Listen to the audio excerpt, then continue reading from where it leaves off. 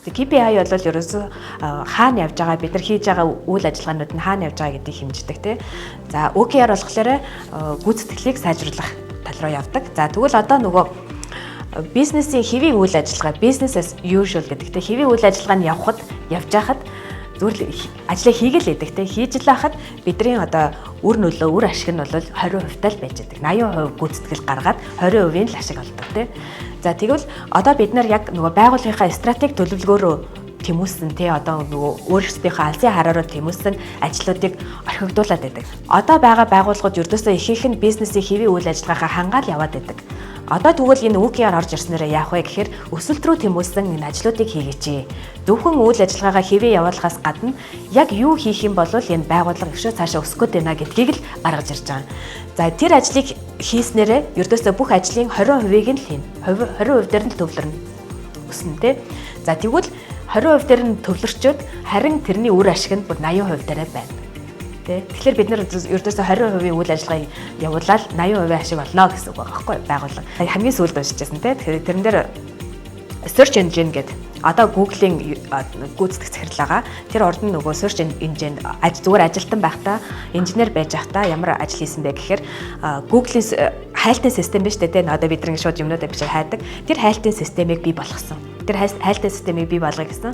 За тэрүүнийг бас өшөөд дахиад цаашаа сайжруулъя гэсэн тий. За тэр сайжруулахдаа яг юу хийсэн бэ гэхээр тэр хуудсыг эргүүлэх тэр хугацааг одоо сэтгүүлийн ингээд хуудсыг эргүүлэхлээр нэг хугацаа орд юм байна л да 1 секунд юм уу тий. Секунд 1.5 секунд ч юм уу тийм ордог байх нь. Тэгэхээр Google-ийн тэр хайлтын системийг нэг хуудас эргүүлэхээс илүү бага болгоё гэсэн. Багахгүй зүгээр бодит сэтгүүлийг. Тэнгүү тэр нь яасан бэ гэхээр 1.1 секунд болно хайлтын систем. Коннектараа л 1.1 секундын дараа дараагийн хуудас нь гарч ирдэг. Нөгөө хайлт нь ингээ гарч ирж байдаг. Тийм болгоё гэдгсэн. Тэрэндээ ч хүрсэн. Тэ. Тэгэхээр ердөөсөө зорилго тавина гэдэг бол тэ ямар үр дүнтэй байлгамаар байгаа гэдг нь ердөөсөө гарч ирж байгаа. Тэгэхээр энэ OKR бол ердөөсөө байгууллагын тэр үйл ажиллагааны яг юу хийвэл сайжрах вэ гэдгийг хамгийн чухлыг оноод энэ хамгийн чухал дээр нийт ажилтнуудаар бөөнөрөө ингэж үйл ажиллагаанд нь оролцоод энэ одоо гүйцэтгэл бий болно гэсэн үг байгаа байхгүй. Тэр хайлтын системийг бий болгоно гэсэн ийм зорилт тавьсан тий зорилго тавьсан. Тэр хайлтын систем нь бий болцсон. Одоо тэгвэл яах вэ? OKR аргачлаар ингээд явсаар хагаад нөгөө хайлтын системээ бий болгоод одоо 80% гүйцэтгэл ингээ гараад ирсэн. Одоо дэлхийд даяар тэр хайлтын системийг бий ажиллуулад идэг болчлаа шүү дээ. Тэр OKR байсаар байх уу? Тэр зорилго нь ингээ байсаар байх уу? Одоо тэр зорилго нь бэлчлээ шүү дээ. Тэгвэл яах юм? Дахиж шинэ өсөлт рүү тэмүүлсэн өөр зорилго гаргаж ирэх нь те. За тэгвэл нөгөө search engine чинь юу болох нь вэ? Тэр нь одоо бий болцсон юм чинь. Тэр нь business as usual болоод ирж байгаа байхгүй. Тэр нь одоо байнгын хэвийн үйл ажиллагаанд орсон юм чинь бизнесийн хэвийн үйл ажиллагаа бол заавал явж явах хэрэгтэй. За тэгвэл одоо тэрний дараа ямар зорилго тавих вэ? YouTube-ыг бий болгоё. Тэ? YouTube гаргаж ирээ.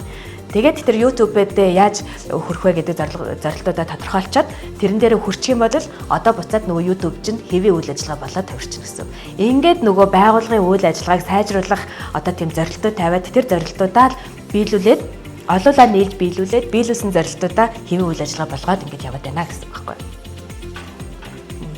Тэгэхээр бид нар энэ OKR гэдэг энэ системийг бий болгосноор байгууллага байнгын өсөж нөгөө дэвчгэн байна тий. Дээрэс нь энэ хэвийн үйл ажиллагаа ч гэсэн бас явж байгаа юм байна. Тэгэхээр байгууллагуудаас ингээл асуудаг л дээ бид нар ингээл энэ хэвийн үйл ажиллагаа явуулж хахад айгүй их ингээд завгүй байж тээ яаж энэ OKR-лоо бид нар орох юм бэ? Өөр ямар ч арга байхгүй тий. Бид нар заавал энийг хийжээж байгууллага өснө дэвжиж одоо тэр зорилготой хүрэх алсын харандаа хүрэх гэдэг байна. За тэгвэл энийг зөвхөн бизнесийн хэвийн үйл ажиллагаа явуулаад хахад хэзээ нэгэн цагт бас адилхан дампуурах боломжтой юм байна шүү дээ. За тэгвэл бидний нөгөө OKR хэрэгжүүлэх шалтгаан бол төсөөл энэ байна.